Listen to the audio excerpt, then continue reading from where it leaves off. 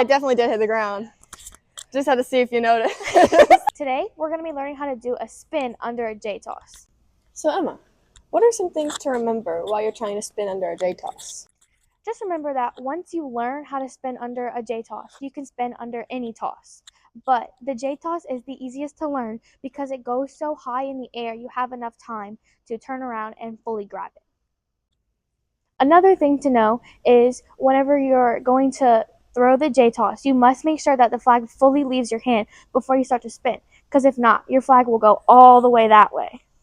Finally, make sure that you spin fast enough and tight enough so that you have enough time to fully turn around and look at where your flag is going to land. Let's think about this toss as 3 steps. First, you release, then you turn, and then you catch. Exactly.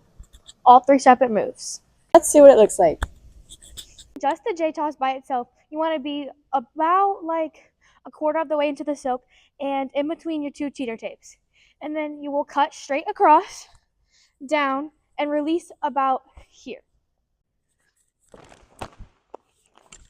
And then when you catch, you want to catch over on your tape and about the same spot halfway in between your 2 cheater tapes. Can we see that with the turn? Yes. See?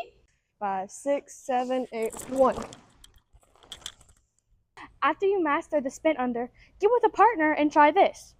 5, 6, 7, 8, 1.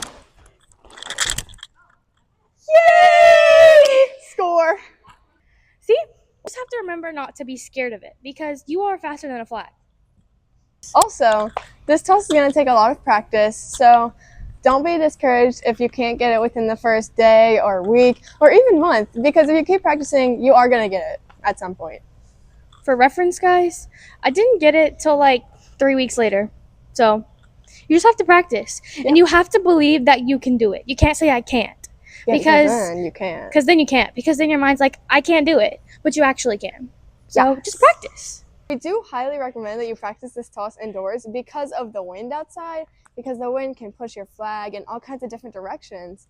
But whatever you do, don't tell your coach that you can't practice outside because of the wind, because the wind is not an excuse. It's just a variable. Also, don't forget to have fun.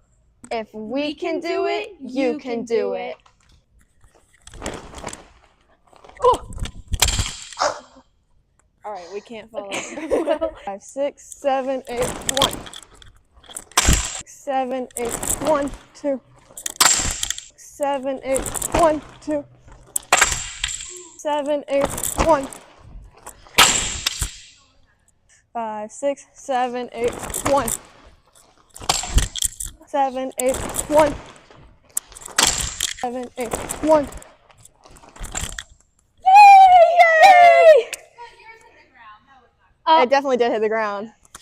Just had to see if you noticed. Because if you didn't notice, nobody else will. You know what I mean? Because if Miss Chrissy doesn't notice, nobody will notice. All right.